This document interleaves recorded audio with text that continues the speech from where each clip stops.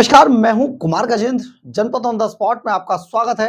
हमारे एक दूसरे social media platform podcast with Kumar Gajendra में भी आपका स्वागत है, जहां आप हमें सुन सकते हैं। दिल्ली के अंदर करप्शन के बाद, शीश महल के बाद जो सबसे बड़ा मुद्दा है वो है यमुना की सफाई का।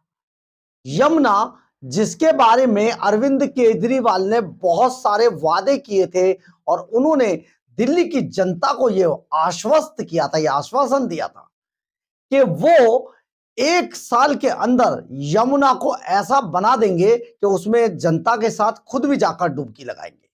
अरविंद केजरीवाल ने यह वादा किया था और उन्होंने यह भी वादा किया था 2025 में यमुना एकदम बढ़िया साफ सुथरी कर दूंगा, मैं खुद भी डुबकी लगाऊंगा, यह भी कहा। लेकिन यमुना साफ नहीं हुई।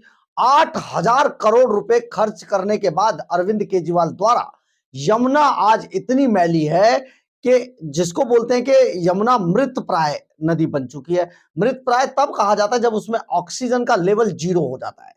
जब ऑक्सीजन का लेवल 0 हुआ तो दिल्ली हाई कोर्ट ने रोक लगा दी छठ पर्व पर कि किसी को भी इसमें नहाने ना दिया जाए, नहीं तो वो बहुत गंभीर बीमारियों से ग्रस्त हो सकता है।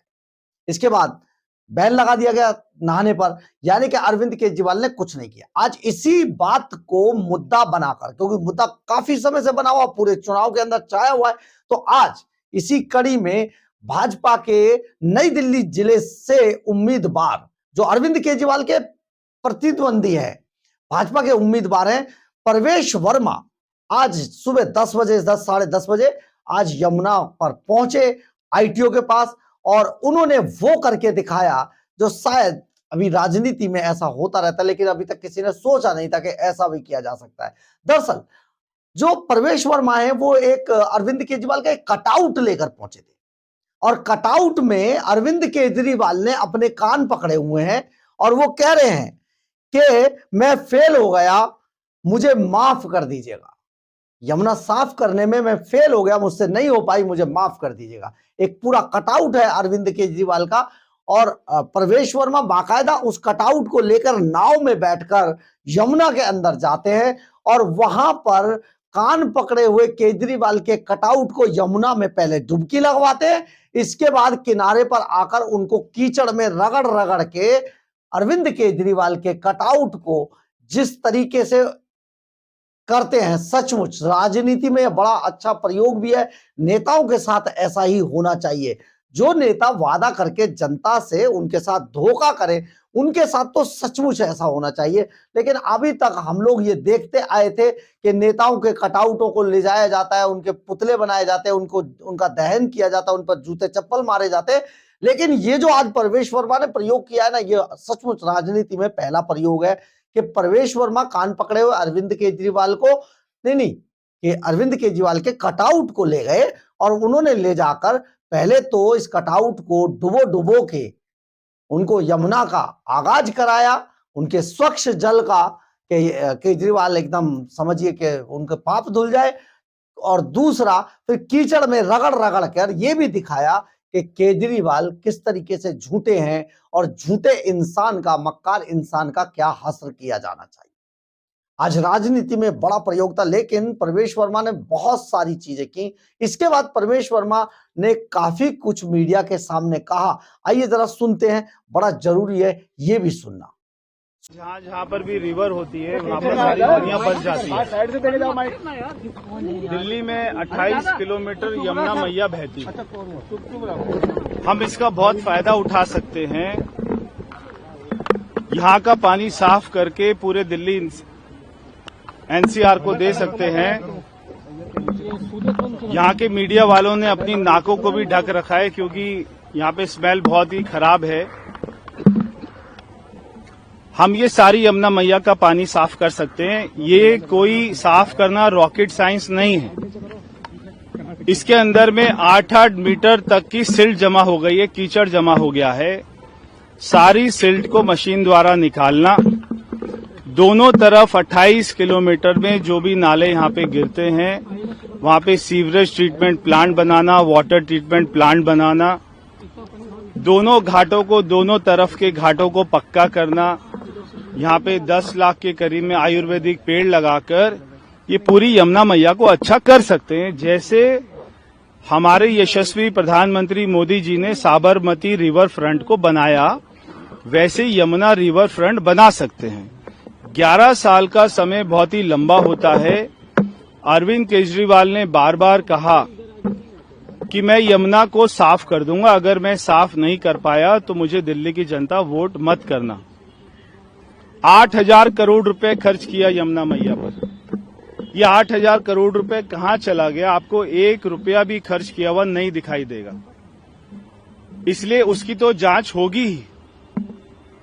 मगर मैं दिल्ली की जनता से मेरा हाथ जोड़कर, मेरा शीश नीचे करके सबसे प्रार्थना करना चाहता हूं, कृपया करके दिल्ली को बचा लीजिए। 5 तारीख को आपके पास में मौका मिला है।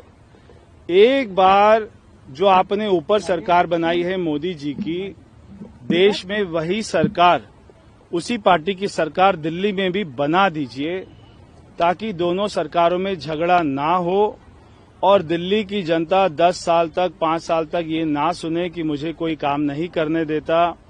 अभी तो बहुत बड़ी बड़ी घोषणाएं करते हैं, बाद में 5 साल कोई काम नहीं करते, ये बोलकर कि मुझे कोई काम नहीं करने देता। ऐसे दिल्ली का विकास कभी नहीं हो पाएगा। मैं सभी दिल्ली वासियों से कहना चाहता हूं, एक बार भारतीय जनता पार्टी का बटन दबाएं, कमल का बटन दबाएं, 5 तारीख को हमको आशीर्वाद दें, हमारे सारे उम्मीदवारों को जिताएं, हमारी सरकार बनाएं, ताकि यमुना मैया को बहुत अच्छा साफ कर सकें।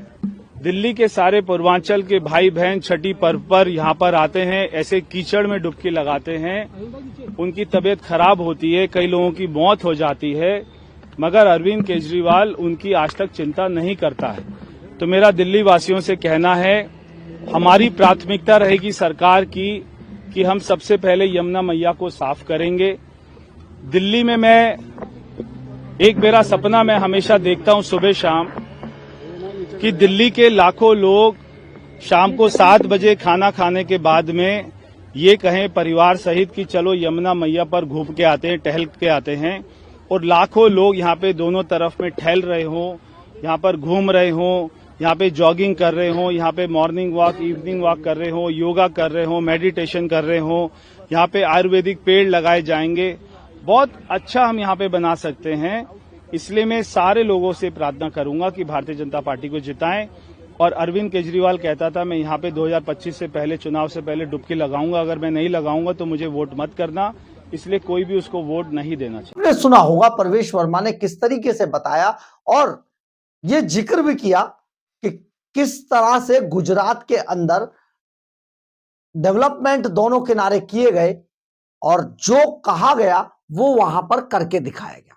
ये अपने आप में बड़ा महत्वपूर्ण सवाल है। लेकिन देखिए, अभी तो भाजपा ये सारे वादे कर रही है, ये चुनावी वादे भी हो सकते हैं, भाजपा लगातार ये जो वादे कर रही है, क्या भारतीय जनता पार्टी भी काम कर पाएगी या नहीं, ये भी एक बड़ा सवाल दिल्ली की जनता के मन में है। क्या जिस तरीके से कहा जा रहा है कि पहली कैबिनेट में ये सब करेंगे, पहले ही कर देंगे, तो भारतीय जनता पार्टी को भी ये बताना चाहिए, जिसको भारतीय जनता पार्टी छिपा रही है, अभी तक बताया नहीं है। जैसे केजरीवाल ने कहा था कि 1 साल के अंदर यमुना को मैं साफ करके आपके साथ डुबकी लगाऊंगा, आप इनके किनारों को डेवलप कर दूंगा। ये सारी चीजें मुझे लगता है कि भाजपा को भी ये टाइम बताना चाहिए कि कितने दिनों में आप यमुना को डेवलप कर देंगे, यमुना को यमुना बना देंगे, नदी बना देंगे। क्योंकि दिल्ली के अंदर से यमुना जो बहती है, इस छोर से उस छोर तक 28 किलोमीटर में यमुना बहती है। 28 किलोमीटर का उनका पूरा रूट है यमुना का दिल्ली के अंदर में। तो 28 किलोमीटर में आप कितने दिन में ये सारे डेवलपमेंट कर देंगे, चेंजेस कर देंगे? भारतीय जनता पार्टी को भी ये बताना चाहिए। और ये जितने वादे भाजपा कर रही है दिल्ली में, भाजपा को भी ये वादे पूरे करने होंगे, अदरवाइज जनता उन्हें भी सबक सिखा देगी अब अगले चुनाव में। तो बड़ी बात यह है, लेकिन सबसे बड़ी बात यह है कि अरविंद केजरीवाल के साथ आज जो नहीं उनके पुतले के साथ आज प्रवेश वर्मा ने जो किया है, ये एक राजनीति है, लेकिन राजनीति इशारों में बहुत कुछ कह गई है। यही तो एक सुलझे हुए और समझदार नेता का सबसे बड़ा अहम उनकी जो बॉडी लैंग्वेज है उनका जो दिमाग है, मन है, भाषा है, उसका एक अहम हिस्सा होता है। आज प्रवेश वर्मा ने अरविंद केजरीवाल को सचमुच उस यमुना में नहलाने की कोशिश की, जो यमुना आज नहलाना तो छोड़िए, वहां से गुजरना बहुत मुश्किल है। बहरहाल, अगर आपको हमारी खबर अच्छी लगे तो आप इसे लाइक, सब्सक्राइब और शेयर जरूर करें। कमेंट्स बॉक्स में अपनी राय जरूर लिखें, इससे हमें बहुत बहुत बहुत ऊर्जा मिलती है। जय हिंद, जय भारत।